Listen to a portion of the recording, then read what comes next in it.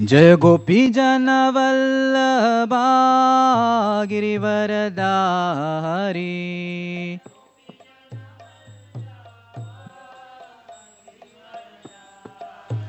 जय गोपी जन वल्लभा गिरिवरधारी।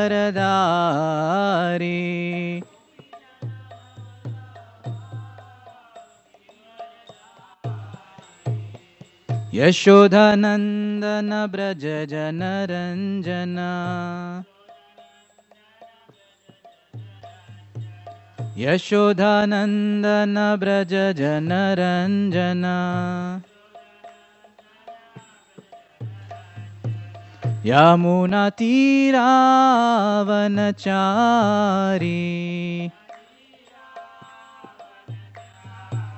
यमुना तीरावनचारी।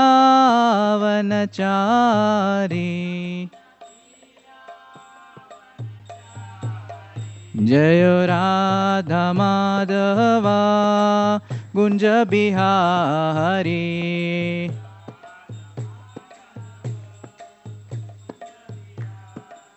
जय गोपी जन वल्लभा गिरिवरधारी।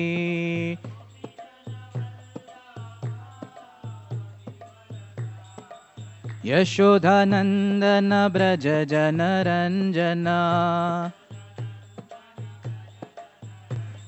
यशोधनंदन ब्रज जन रंजना। यमुना तीरावनचारी।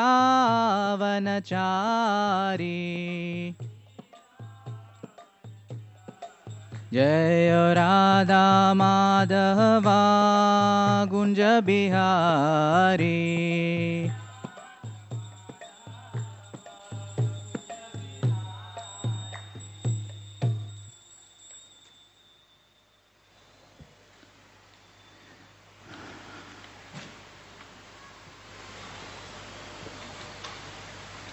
ओम नमो भगवते वासुदेवाय।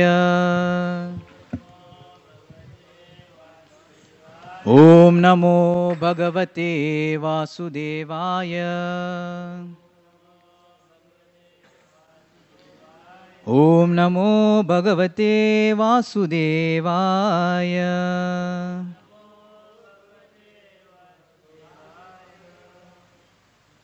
ओम अज्ञानतिमिरन्धस्य ज्ञानाञ्जनशलाकया चक्षुरुन्मिलितं येन तस्मै श्रीगुरवे नमः। श्रीचैतन्यमनोभीष्टं स्थापितं येन भूतले स्वयं रूपगदामयं ददाति स्वपदान्तिकं। वन्देऽहं श्रीगुरु श्रीयुतापदकमलं श्रीगुरुं वैष्णवांश्च श्रीरूपं साग्रजातं सहगना रघुनाथान्वितं तं सजीवं साद्वैतं सावधूतं परिजनसहितं कृष्णचैतन्यदेवं श्रीराधाकृष्णपादान् सहगना ललिता श्रीविशाखान्वितंश्च। हे कृष्णा करुणा सिन्धु दीनबन्धु जगत्पते गोपेश गोपिका कान्त राधा कान्त नमोऽस्तुते। तप्त कांचन गौरांगी राधे वृंदावनेश्वरी वृषभानुसुते देवी प्रणमामि हरिप्रिये। वंशकल्पतरुभ्यश्च कृपा सिन्धुभ्य एव च पतितानां पावनेभ्यो वैष्णवेभ्यो नमो नमः। जय श्री कृष्ण चैतन्य प्रभु नित्यानंद श्री अद्वैत गदाधर श्रीवासदि गौरभक्तवृंद। हरे Krishna Krishna Krishna Hare Hare Hare Ram Ram Ram Hare Hare. Hare Krishna. So I seek the blessings of all the devotees. Today we are discussing from 4th canto of Srimad Bhagavatam, chapter 21, text 41. Chapter entitled Instructions by Maharaj Prithu, text 41. Asnatyananta kalu tattva kovidai Shraddha hutam yanmuka ijjanamabe. न वै तथा चेतनया बहिष्कृते हुतासने पारमहंस पर्यगोः.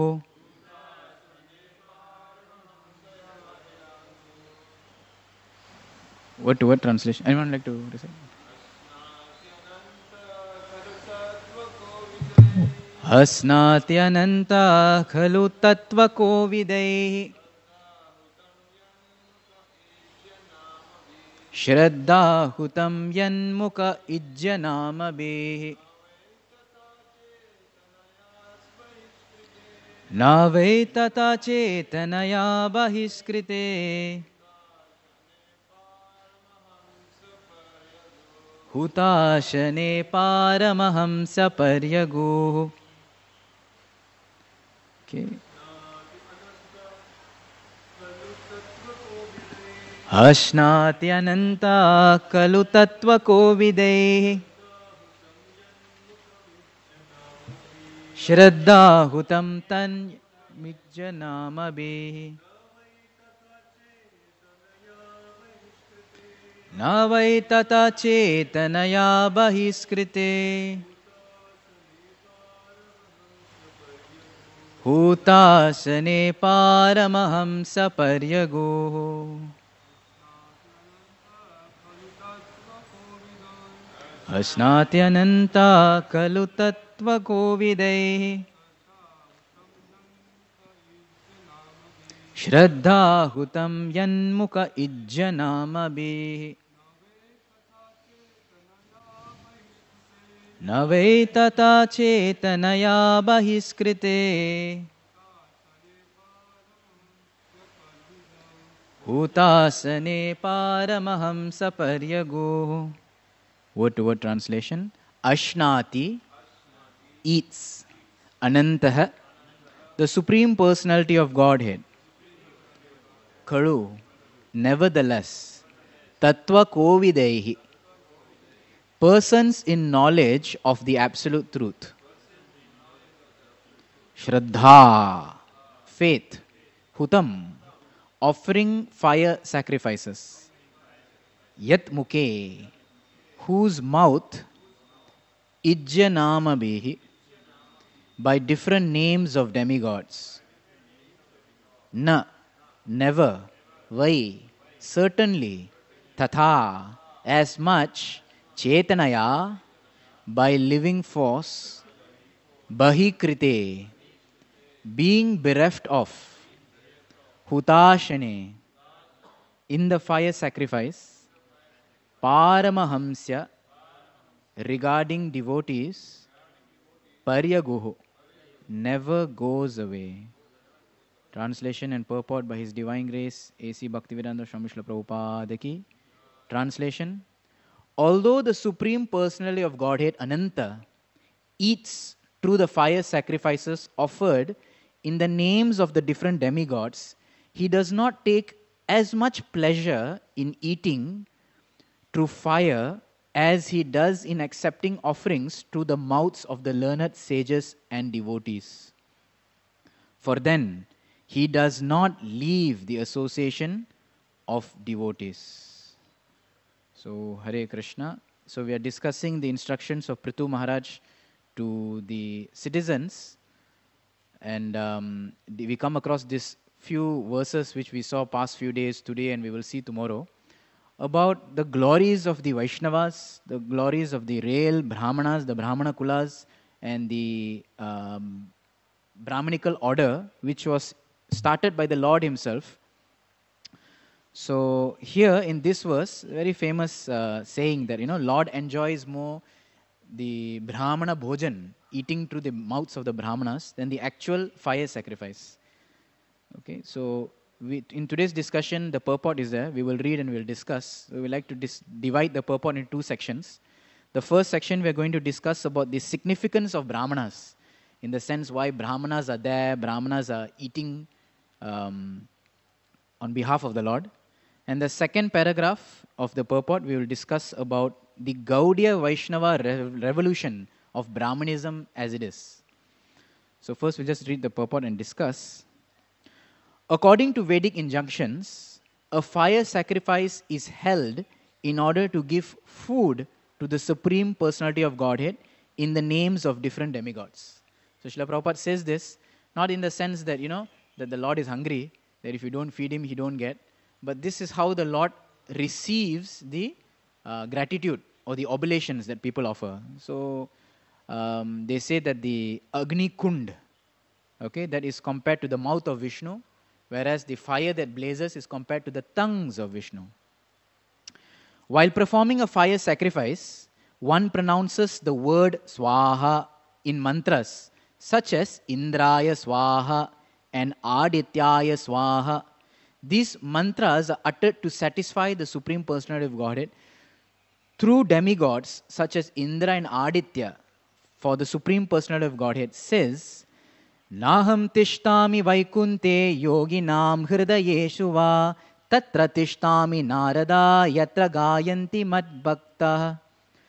So here, Prabhupada is giving a very nice link. He's saying this famous verse, where Krishna says that Naham tishtami vaikunte, I don't stay in Vaikunta, yoginam hridayeshu va, I don't stay in the hearts of yogis, tatra tishtami narada, hey Narada, I live there only. Where is there? Yatra gayanti madbhakta. I live among my devotees because they're always glorifying me. So here Prabhupada puts a link that why Vishnu or why Krishna is interested to take Hutam, Dattam through demigods by invoking the names Indra, Aditya. He says that because Krishna likes to live among his devotees. Okay, and his devotees are the Devatas, isn't it? No one becomes a Devata by not being at least pleased or not being at least favored by Vishnu. So all the Devatas themselves are actually devotees of the Lord. Jai Shri Shri Radha Vrindavan Bihari Bhagavan Ki Shri Gauranga Mahaprabhu Ki Shri Prabhupada Ki.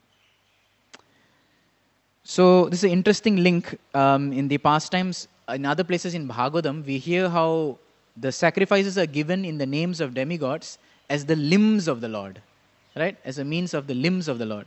But here Srila Prabhupada says that the Lord accepts such indirect offerings because they are in connection with his devotees. So the Lord wants to always live with his devotees. He always wants to be with his devotees. So therefore he accepts Indraya Swaha and Adityaya Swaha through his different demigods because he always wants to be in the company of his devotees. He doesn't want to leave the company of his devotees. So a similar verse like this verse is also mentioned in the 3rd canto, 16th chapter, where when the Lord meets the 4 Kumaras. So in the Lord's glorification of Brahmanas, or indirect sarcasm to the Brahmanas, to 4 Kumaras. 4 Kumaras had offended Jay and Vijay, they committed an Vaishnava aparat. To correct the 4 Kumaras, the Lord starts to over-glorify them. And at the end of that glorification, the 4 Kumaras are confused, Is he angry with us? Is he not angry with us? So, but they understood that the Lord is not happy. So you can exhibit your dishappiness also by glorification. Sometimes over-glorification. Someone cooks for you something, and they say, how was it? Oh my God, it's too good, I think I can eat only this. My rest of my life, I can only eat this, I'll be happy. Someone's zyada glorify kar rahe, isn't it? So if someone over-glorifies, then you know that probably it's just a gali. It's not a glory. So here the Lord over-glorifies. He says that I'm willing to cut off my arm, this and that. In that context, he says that, how that I enjoy eating from the mouths of the Brahmanas better than I do in yogic sacrifices. And in that purport is exactly 95% similar to this purport. So that's quite interesting across Bhagavatam. Prabhupada writes almost line to line similar exactly with this purport. So 3rd canto, 16th chapter comes.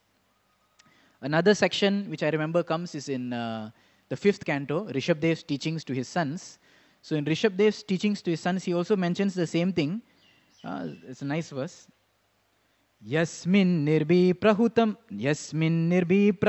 shraddhayaham ashnami kamam natatagni hotre. Yasmin nirbihi, among people, prahutam shraddhaya, if you give your offerings with faith. So in this verse also he says shraddha hutam. So the offering is not so much the offering of an item, it's more of the offering of one's faith. So in Bhagavad Gita, in many other verses we see, what's the use in Bhagavatam? We see that if a person doesn't have faith and he does an offering, it is as good as offering something into ashes. instead of offering into fire. What is the point of it?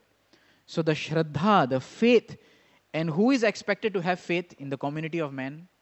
Among all the Varnas, the Brahmana is the one who is supposed to have the most faith in the Lord. The Vaishnava has faith, the Vaishya has faith, but the Vaishya is also faithful in his own prowess. The Kshatriya is also faithful in his own prowess. The Shudra is almost not, he is faithful in the people around him. That, Baba, ye log hai, mujhe hitkari karne ke liye. But the Brahmana is one supposed to have the most faith in the Supreme Lord. So here it said that Yasmin Nirbi Prahutam Shraddaya Aham, the Lord says, Aham Ashnami Kamam, I very happily eat. I very enjoyingly eat. Aham Ashnami Kamam Na Tatha Agni Hotre. Not as much as I'll eat in the Agni Hotra. So he eats through the mouth of Brahmanas, like that.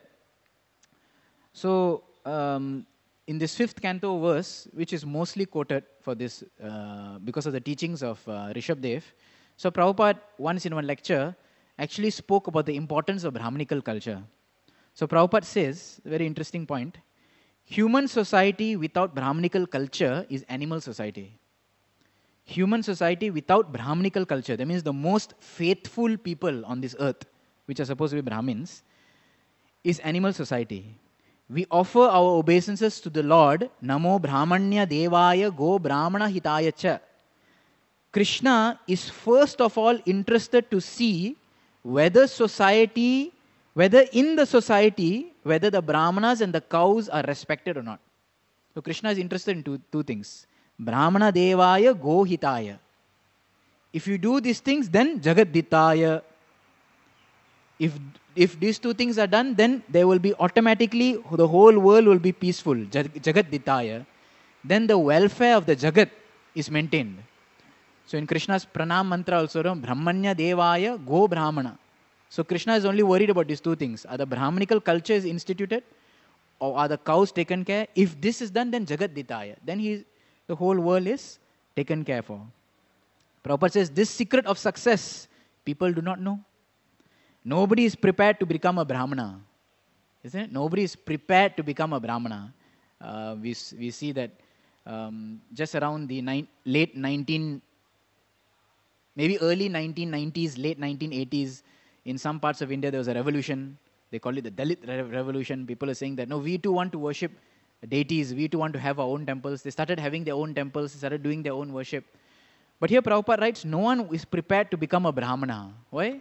Because Brahmana means simplicity, tolerance, forgiving, giving up. All these qualities are difficult. But having the pad and power of Brahmana Tejas, Brahmana Shakti, the pride and the respect that is given to Brahmana, वो सब चाहिए है. लेकिन actual कष्ट करने का, to become qualified as a person having Brahmanical qualities, no one wants to do that. So nobody is prepared to become a Brahmana. And so far for cow protection is concerned, it is in oblivion. दूर की बात है. कौन करेगा cow protection? Isn't it? A few months ago I attended His Holiness Jayapataka Swami Maharaj Vyasa Puja in Mayapur. So huge crowd, almost 20,000 people. And there people from everywhere came, mainly from Bengal and Bengal only, not South India, just Bengal and Bangladesh. That many people came from Bangladesh and Bengal, correct. So there the Bangladesh devotees asked a question to Maharaj. He said that Maharaj always asks questions. So he said, any question you ask. So he was asking that, how is cow protection possible? These are the Hindus in Bangladesh. He's saying that sometimes when we do cow protection, we only get, bullocks as an offspring. We don't get cows. So is selling the bullocks an aparad? Is it a sin? They asked Maharaj. Short question. Maharaj read the question, thought for a while. He said, yes. Immediately he said. Because if you sell, surely they'll become slaughtered. The natural next question is, but how to maintain? Isn't it? How to maintain? Cows at least give milk, something is there, but bullocks, how to maintain? He said, not practical. We see around here also, no one wants male offspring when it comes, you know. They joke, na? Humans want male child, cows want female, isn't it? So how to maintain? So then Maharaj gave some ideas. He said that, the cow dung is as good as the bull dung. So do something from that. Bull dung, bull urine, it's still good. Okay, of course, bull urine is not practical. Prabhuji can explain why. To collect. Okay, थोड़ा biology में जाएगा. So, so cow dung or bull dung is as good. You can use it, do something from that, Maharaj said. Then he gives an example in US. Okay, how US, our ISKCON farms, I forgot the places, 2-3 places, they are surviving based on taking care of cows. The whole farm is surviving based on just income from cow care. So they started cow cuddling therapy. Cow cuddling therapy. Some people say that in India it won't happen. ऐसा नहीं होगा India में. लेकिन आगे में होगा. Ultimately it will happen in India also. So cow cuddling therapy, where they charge people to come and spend 1 hour serving mother cow. And many people there, they have a book table at the end, and they have books, and they have people to explain. And many people, Western people who have been eating beef their entire lives, have become vegetarian after going through a few sessions of therapy with the cow care. They actually understand how innocent the animal is, how pure the animal is, and how wonderful the cow is. उस बाजू में प्रचार भी होता है. So, and they pay for it, okay, like $20 an hour. So Maharaj is doing the calculations on the class, is it $20 an hour? How much does it take to run your temple? Like that, people do. So this cow cuddling therapy is a big thing in US. And devotees are feeling it's not possible in India, but the way things are going actually with Indian society, especially in cosmo cities, it will definitely come into effect today or tomorrow. So something interesting. So like that, Prabhupada is saying, no one is prepared to become a Brahmana, and cow protection is oblivion. This is the whole position of the world. Therefore, Prabhupada says, is a chaotic condition. It must be this animal society. If these two principles are neglected, Brahmanical culture and cow protection, then the other animal qualities and paraphernalia will follow. You see, so the world is becoming chaotic because there is absence of these two things.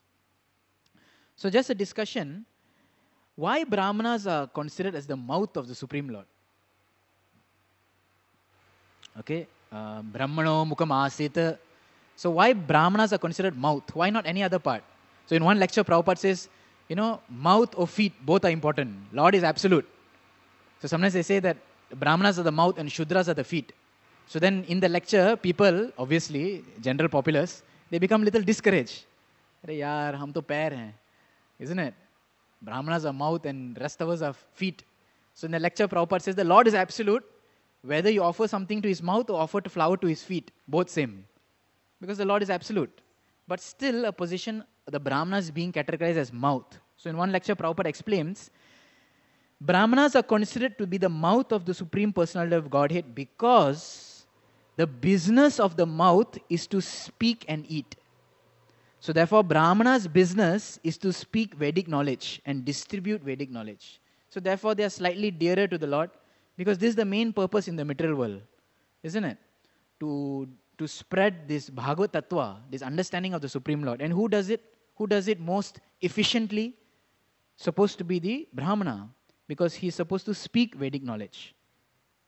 So therefore, people are actually inviting Brahmanas not because, that they will exhaust the papa. Usko khane do, they can exhaust the papa. Not because of that, but they invite Brahmanas and pleasing them with hopes that by these people's association, they will always speak something favorable for us. They will always speak something which is connected to glorifying the Supreme Lord. So that is the purpose. That devotees, Brahmanas, Vaishnavas, they travel, they move around because they can enlighten others. In Bhagavatam, this Narada Vyasadeva section, where Narada Muni is actually speaking about his previous life story. So, in one verse comes that Narada is explaining, I was a young boy, after my mother died, I wandered here and there, and I drank from rivers, water, and thus I soothed my thirst. So in that verse, purport, Prabhupada writes, see, okay, devotees are not dependent on the food of other people. Right? Sadhu, sannyasis, you're not dependent on eating from other people. A sadhu and sannyasi can live anywhere, just like Narad Muni, drinking water from streams. Then Prabhupada writes, but sadhus and sannyasis go to the homes of householders not to eat, but to enlighten. Now, Prabhupada brings suddenly that context into here. Quite interesting. So in Krishna book also, when Nanda Maharaj meets Garga Muni, Prabhupada writes the same thing, that the purpose that people go to other people's house, sometimes when we travel, like recently we traveled to Pune, so first thing we like, breakfast kahan karenge? Isn't it? इतना सारे devotee है, उसको किसी को बुलाओ प्रसाद करने के लिए, isn't it? But actually the purpose is not so much to eat, but a Brahmana or a Vaishnava, in essence, is supposed to, being the representatives of the mouth of the Lord, means we are supposed to give this Bhagavad Vani to enlighten others. But nowadays, Brahman Bhojan is being misused. Okay, so Prabhupada jokes. For some pious activities, you call some poor men. For some punya karma, from some pious activities, you call some poor men. Poor Brahmanas, you call them, khane do, sab Brahman Bhojan ho gaya, bas. So puffed up Brahmanas, Prabhupada says, thinking they are born Brahmins without any qualification. We had an experience. Once my batchmate, my friend, his father's Shraddha was there, Shraddha. So all of us went Shraddha. All of us went, and we were a group of Vaishnavas doing Kirtan and all. So he's from a Brahmin family, and duty bound to invite the local Brahmanas. So after the whole program is done, now Brahman Bhoj time is there. So he told all of us, Prabhujis, I know, according to our Siddhant, that you guys are the topmost. That we have to feed you first. But those Brahmanas are waiting there. If I don't respect them, if I don't feed them, if I don't give them dakshina first, they'll become very offended. So please, you all just wait, let me honor them. Very small house. So we were all just waiting for about half an hour, 45 minutes. Just waiting, and these Brahmanas are all seated, very proud, give us, bring this. Then after dakshina, you have to give us money, give us cloth. So he was going, honoring all of them. After they are done, he send off. He says, now it's time for Hare Krishna party. Chalo, aap log sab beta do. So this is the situation that because of cultural consideration, sometimes this respect is needed, just not to upset people, but in essence, a person understands. So then we think that why eating then? If Brahmanas are the representative of Krishna's mouth, Prabhupada says two faculties are there, speaking and eating. But why eating is so much of emphasis? I was just thinking of all the urges of the body. Ayurveda lists 13 types of Vegas, urges. 13 types of urges in the body. Now some people misinterpret this. Some people say that these are the Vegas that you should all not control. Some people say that these are the things all you should control. Actually, among all the 13, some things you should control, some things you should not control, some things you should regulate. Okay? So, anyways, we won't go into that. You can discuss about it. So, eating, because eating is the strongest basic need. Of all the Vegas of the body, eating is the strongest basic need. And if this need is satisfied, it is the most pleasurable of all needs. And if this need is satisfied, sometimes it conquers all other needs also. Okay, if a person eats nicely, उसको बाकी कुछ इच्छा नहीं है. खाने के बाद ना, if someone wants to travel, someone wants to go here, खाने के बाद छोड़ दो यार, थोड़ा बाद में जाएंगे. Isn't it? All other desires seems to disappear. All other desires seems to disappear. Have a nice meal. Whatever the other desires may be. Okay? So many desires are there. Whatever, even greed, lust, hunger, anger, whatever it may be. If nicely you eat, na, right? पेट भर के कोई आपको गाली देंगे, आपको यार छोड़ दो यार, क्या इतना टेंशन ले रहे? Isn't it? Sometimes nice feast is there going on, and suddenly some people start fighting. You think, why are they fighting? Lord is there, present before us in various form. It's so wonderful. Relish this. So prasadam has this power, okay, that it conquers all other kinds of pleasures. But for devotees, when they take prasadam, they see how the Lord has been served. How so much variety, so much pomp, so much sacrifice, so much energy, so much mehnat has been put to please the Lord. Okay. Recently, in some feast, so devotees were telling one of the devotee cooks who does the kitchen seva, saying, "Arey, bro, itna mehnat kar rahe?" So the devotee replied, "Mehnat to karna padega," isn't it? So when devotees see, just seeing all this, forget about the taste, forget about the presentation, but just seeing all this, so overwhelming. Wow, see how the Lord is being served. So food or eating has that potency. Second, after seeing all this, devotees want to taste how the Lord has tasted, isn't it? So this is the understanding that devotees have. So, continuing this purport, Prabhupada writes, comparing Brahmanas with sacrificial fire. Okay, fire is also eating, Brahmana is also eating. Why this is considered more Shrestha? So Prabhupada writes in this verse purport, he says, fire is certainly devoid of life, but devotees and Brahmanas are the living representatives of the Supreme Lord. Living representative, Chetanaya, it's mentioned in this verse. Therefore, to feed the Brahmanas and Vaishnavas is to feed the Supreme Personality of Godhead directly. It may be concluded that instead of offering fire sacrifices, one should offer foodstuffs to Brahmana and Vaishnavas, for the process is more effective than fire yajna. Okay? So here in this verse, one qualification is given, that the Brahmanas or the Vaishnavas are living, Chetanaya, whereas the fire sacrifice is non-living. So they can reciprocate, they can bless, they can please, whereas the fire sacrifice is not. Now in tomorrow's verse, which is going to be discussed, they'll say that not only is the Brahmana living, Chetana, or having Chaitanya, but he also has other qualities. Therefore, he is considered more Shrestha. So that is not today's discussion. Tomorrow the speaker will explain how other reasons why he is more superior. So, Vishwanath Chakravarti Thakur also mentions in his purport, in this verse, that the Brahmana's mouth is most preferred by the Lord.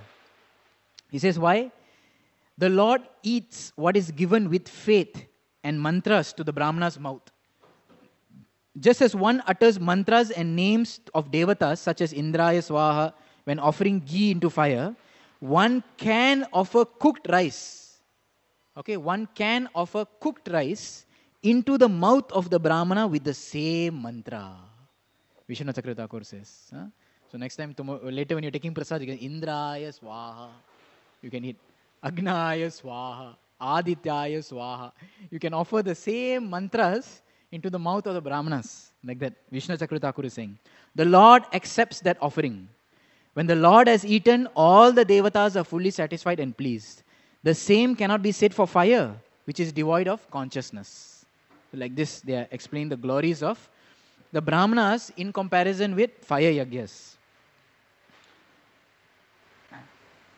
So that is the first discussion for today, the significance of the position of Brahmanas, how Brahmanas being the mouth of the Lord, and Brahmanas given a special position.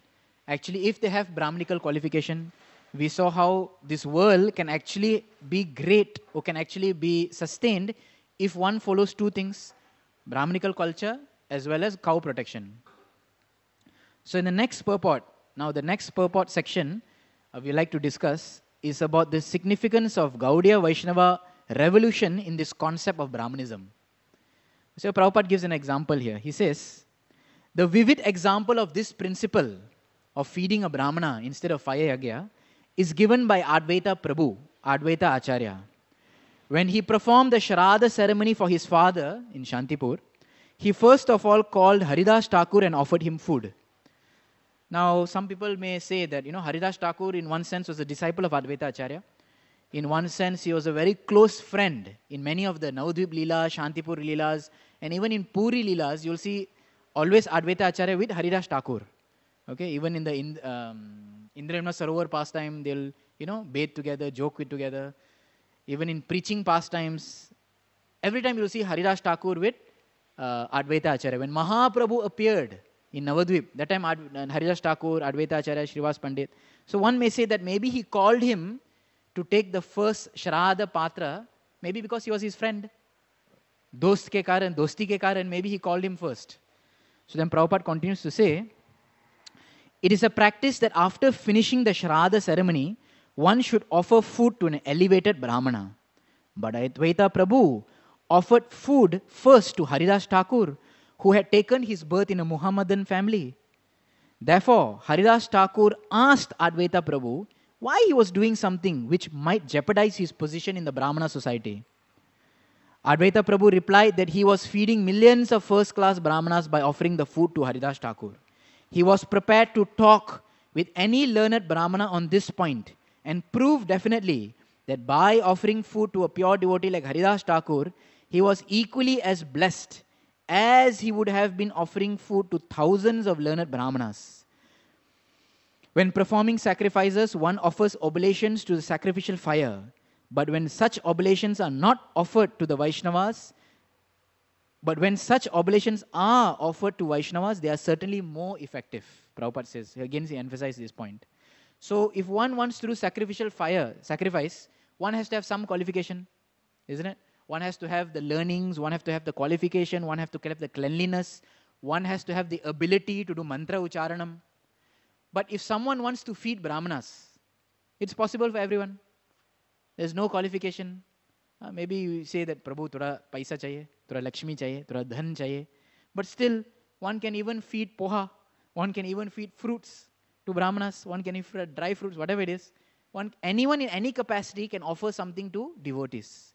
So in that sense, second reason why it is more greater. So Chaitanya Charitamrita comes, this pastime which Srila Prabhupada mentions in Antya Lila, where Advaita Acharya is speaking to Haridas Thakur. He says, Acharya kohe na tumi na kareha bhai. So Advaita Acharya is saying, tumi na kareha bhai. Don't become afraid. Why are you afraid, Haridas Thakur? Say achari be jai shastra matta hoy. This acharana, this act which I am doing, is shastra matta. This is actually the conclusion or the opinion of Shastras. Tumi kaila hoya koti brahmana bhojan, eta boli shraddha patra korila bhojan. Even once, if you're taking the shraddha patra, it is equal, if you're eating, is equal to koti brahmana bhojan. It is equal to feeding 1,000 brahmanas. So this is very revolutionary of the Gaudiya Vaishnavism, where they challenge social norms. Okay? For Advaita Acharya being such a pure and powerful Brahmana at the time, and being such in a powerful Brahmana society, now today's day and age, no one cares for all these things, isn't it? But Advaita Acharya at that time, he was outcast by the Brahmin community. So the Vaishnava understanding in general is beyond birth designations. A Vaishnava understands that if a person has taken up to Hari Bhakti, then he is not to be considered by his own birth. A few days ago, Tarun Nitayapur was giving this class, quoting from Ramanuja Acharya, different types of aparads. He was saying that one aparad is to consider a Vaishnava's varna, one aparad is to consider a person's ashrama, one aparad is to consider a person's body. Oh, you are born in so and so jati. So it's an aparad to consider like that if a person has become a Vaishnav. But the Gaudiya Vaishnava understanding or emphasis of this is even more, even compared to other Vaishnava Sampradayas. So sometimes we see that other Vaishnava Sampradayas, the birth as a Brahmana is more emphasized. Okay, it is considered topmost, even in Vaishnava Sampradayas of other Sampradayas.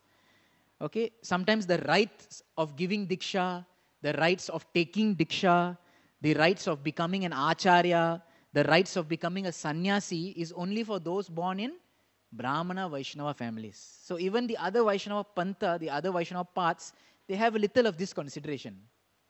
Okay. Sometimes they say that, oh, this person can do Hari Bhakti, but for him to get mukti, right, he has to take birth again. They are Vaishnavas. They said because of his prarabdha karmas, that in this life he is not qualified. Okay, we have given the seed of Hari Bhakti, but the field is not proper. The field is not proper. So what to do? Change the field. Change the field means what? Take new birth. Take a different birth. So therefore, in other some Vaishnava Sampradayas, sometimes preaching in a mass scale is not so much focus. Because their understanding is that their prarabdha karmas are there. If they want to achieve mukti, they have to change the field. What can we do? At best, we can just give them the seed of Hari Bhakti. And in this life, they can do something. Next life, they can achieve perfection. So, chhod do na. Don't take too much anxiety. Whereas the Gaudiya Vaishnavas, especially in our Sampradaya Parampara, we take so much anxiety in preaching. Isn't it? Running after people, so much anxiety sometimes. Big meetings, we have finance meetings, we have how to fund the budget for preaching, how to do preaching activities, how to do this program, this festival. So in other Sampradayas, they don't emphasize on this. But actually, the core principle of Vaishnavism is that if one has real faith in the holy name, this can eradicate all prarabdha karmas also. Vishwanath Chakravarti Thakur in one, his purport, in this episode where Narada Muni, as a boy, gives up his body. So he gives a nice lengthy purport. He explains about this point of prarabdha karma. He says that prarabdha karmas does not remain with the devotees who have developed prema bhakti. For those practicing Shuddha Bhakti, pure Bhakti, for those practicing Shuddha Bhakti, destruction of Prarabdha karmas has taken place during Sadhana Bhakti itself. He says like that. So then he quotes the story of Priyavat Maharaj in the Priyavat Maharaj, 5th canto, 1st chapter. He says, he gives an example that how just by chanting the Yannama Deyam Aduna Sajahati Tanvam, okay, that all the, birth defects can actually immediately Jahati, be destroyed just by chanting the holy name once. So this is Shastra Praman, this is the truth that the Gaudiya Vaishnavas especially hold on very strongly to. And therefore in Gaudiya Vaishnavism, anyone can become a sannyasi, anyone can become a guru, anyone can give mantra diksha, anyone can accept diksha if he follows the Vaishnava principles. Whereas this is not so much of a prerogative in other sampradayas. So we see nowadays that people are so, headstrong with this being born Brahmana. Recently we visited the Brahmanical capital of Maharashtra, Pune, okay, where all Brahmanas are there. So, for me, at least being 10 years in India now, I felt what we practice in my home, being third generation outside of India, was more pious or more ritualistic. We had astrology, we had this, we had that, Yamakandam and all we used to see every day, compared to some Brahmanas here. So I was so shocked. We went to one home, and elderly people, the lady must be herself 40 plus, her father must be around 70. And they were saying that they're Brahmins. And they were saying that we have never worshipped the deity in our life. We do not know how to worship. So my general thing is that when I go to somebody's house, I look for where is the Devgar, where is the altar. It's ingrained. I will always go to the altar first. So when I enter the house, I'm looking where the altar is. I couldn't find it. So I asked her, you don't have an altar? I said, we have never worshipped. Itna khushi se, we are forward people. So then I went to some other house. Same thing was there also. There's no altar only. So when you wake up in the morning and there's no altar to go to, you feel a little awkward, no? And these people are very happy with it. So shocking, that that such culture is there, but the practice of cleanliness, the practice of pride, the practice of analytical thinking, that is all there. But the main purpose, or even qualities, many of them are very kind, humble, tolerant, and very, like as if they're devoid of any false ego. They speak so much social service. Somehow with the current department, we are interacting with so much social service people. And most of the people who run NGOs in India are all Brahmanas. But they're either atheistic, agnostic, or totally indifferent to all this. So it's such a big irony actually. So in this, one thing we can learn that, sometimes the Vaishnava may seem to be very dirty. The Vaishnava can be seem to be very lacking some qualities. The Vaishnava can seem to be very, not very humble. Whereas a Brahmana or an outsider may seem to be very humble. But we should understand actually whose qualities are born from where. We can quote n number of people who can show more compassion or more humility than even our Srila Prabhupada. Sometimes Prabhupada is very hard. Prabhupada is very in your face. And there are many people in the outside world who are so humble. Right? But Srila Prabhupada has all qualities, but a Vaishnava's prerogative, they know when to use the qualities.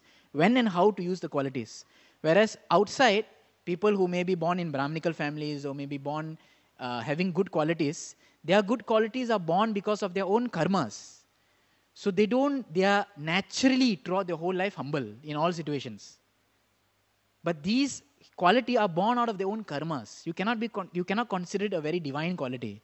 It's a good quality, but one has to see the shraddha. So we know many people who are atheists, but they are so humble. They speak very softly. They say, no, I do not. They share everything they have. They sit on the floor. They are very kind. But such people actually, you cannot become carried away by who they are, because the shraddha deep down, the core within their hearts is not pure. Whereas a devotee, he may have somewhat lackings, but his faith is very pure. So generally I was sharing with one friend that how there's always a tension between Brahmanas and Vaishnavas, especially Smarta Brahmanas. Smarta Brahmanas feel, that Vaishnavas, sometimes because Vaishnavas, anyone from any sector of society can become a Vaishnava, and sometimes they don't have cleanliness, they don't have behavior, good behavior. So the Brahmanas feel that, hey, Vaishnavas are, like Nietzsche Jati, because anyone can become a Vaishnav. They don't have good qualities. Whatever it may be, they may not have externally good qualities, but their Shraddha is pakka. Their faith in the Supreme Lord is pure. And that is what is most important. The Lord here in this verse also is saying, Shraddha Hutam. With faith, one should do an activity. So shocking, that in our recent visit. So these people who are Brahmanas, born Brahmanas, they were doing activities, helping in social service. So they started, in the morning prayer, they introduced a lot of mantras, right? Vishnu Sahasranam, this, that, everything.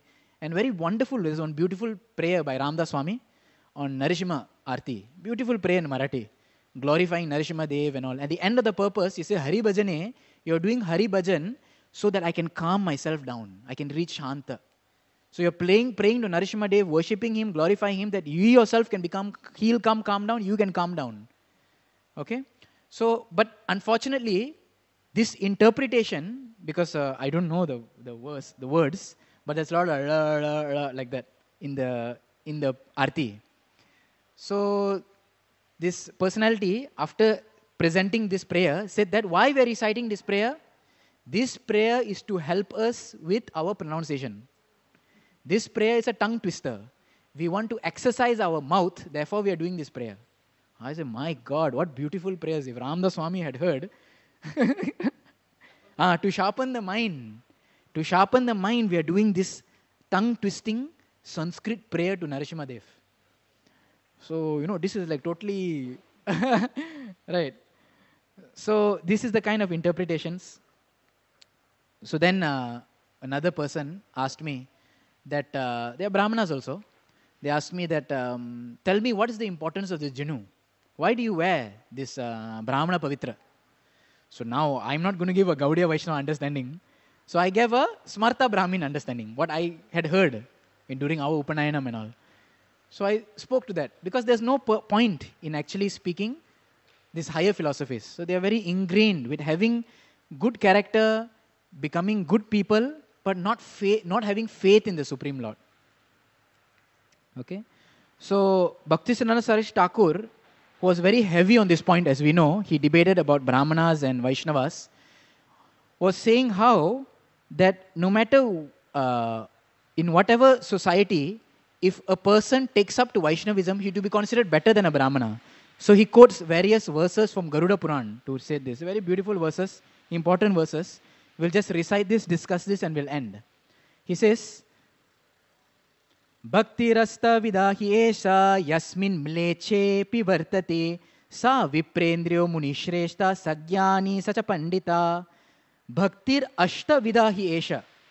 Okay, there are many kinds of devotees, but even if he has all the 8 types of 8 qualities, yasmin mleche api vartate, if he is born in a mlecha family, although such a person, vipra indro, even he is better than the best of the Brahmanas. Muni Shreshta, he is even more Shreshta than Munis. Sa Jnani, such a Pandita, he is to be considered the best of all Pandits. Tasme deyam tatograyam, such a Pujyo yata harihi. And therefore such a person should be considered worshipable. Okay?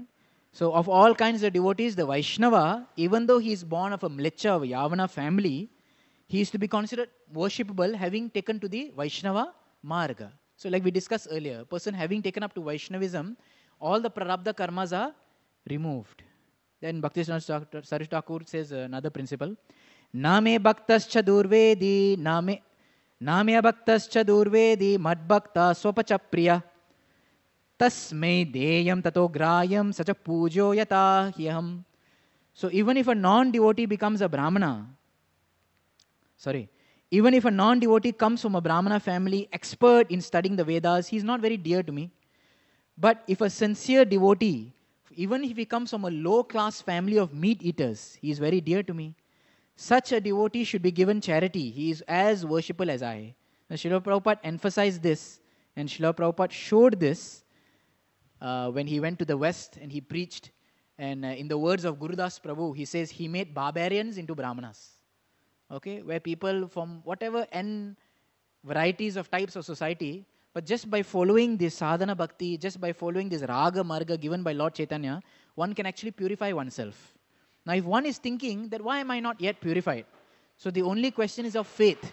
Do we actually have tremendous faith in the holy name? Do we actually have tremendous faith in the process of chanting the holy name? That chanting of the holy name can purify everything.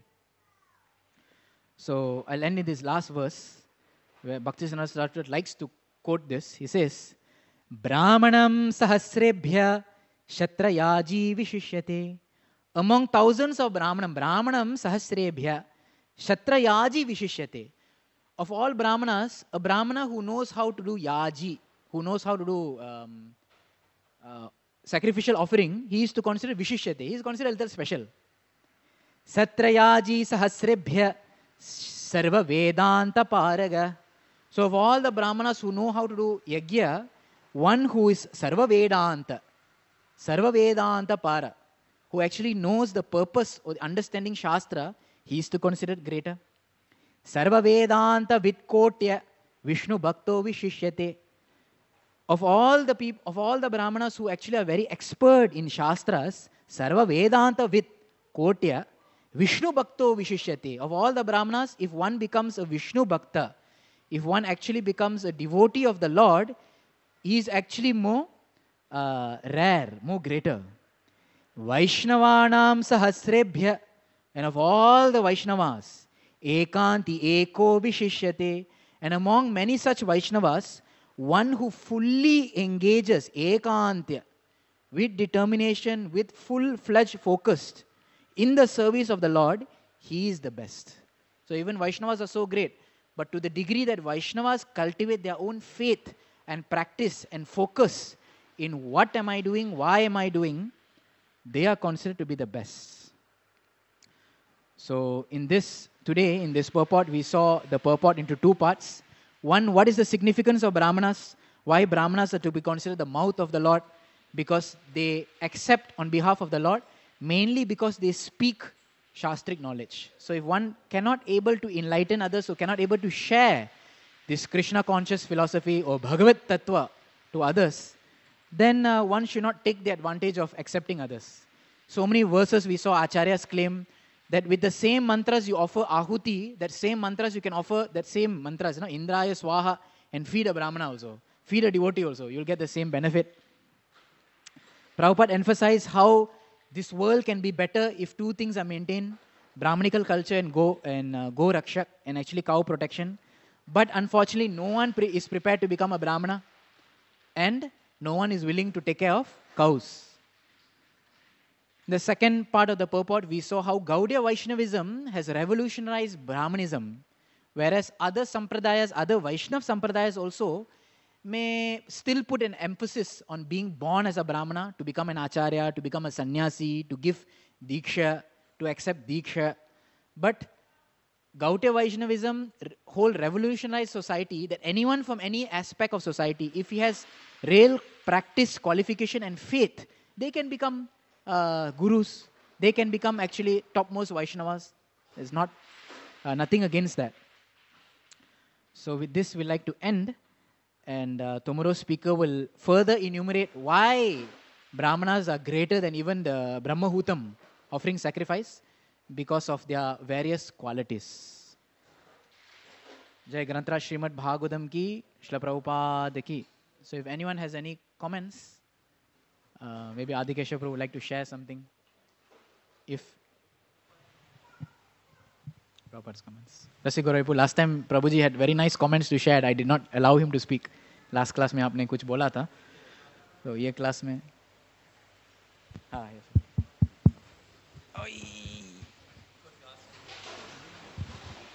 one of Prabhupada's disciple, very sincere, and he was so impressed by the worship going on in Radha Raman temple. So he was very eagerly watching the way they are worshipping. So the Pujari said, the Pujari saw him, he's a Western disciple, so eagerly watching. So he said, okay, I bless you that you continue doing what you are doing. In next life, you will take birth in a Brahmin family. So he was so jubilant, the Western disciple. He was so happy. He came running to Prabhupada and he said, Prabhupada, I was blessed by the Pujari in Radharaman temple that the next life I will take birth in a Brahmin family. So Prabhupada was not happy with that. Prabhupada said, now you go back and you tell him, you continue doing this arati in this life. Next life you will take birth in the Western world and you will take part in Chaitanya Mahaprabhu's movement. Yeah, actually, recently also, just when we traveled last 2 days, so we met with one very wonderful devotee. He comes from Madhva Sampradaya. So, if you read Chaitanya Charitamrita, when Chaitanya Mahaprabhu goes to South India, and he basically in Chaitanya Charitamrita, the pure Shuddha Bhakti which the Gaudiya Vaishnavism presents is shown.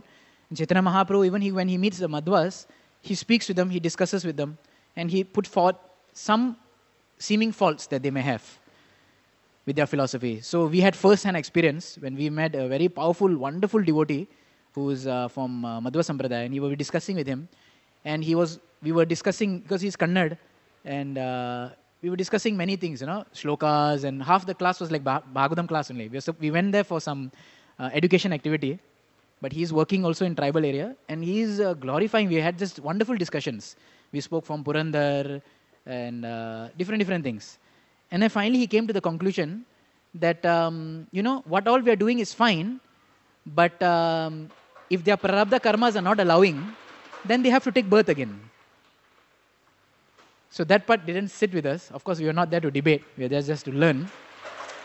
But personally, we reflected how in our movement now, we are so much desperate going out and preaching, and we don't see that the person cannot become a devotee. We don't have that vision that someone cannot become a devotee.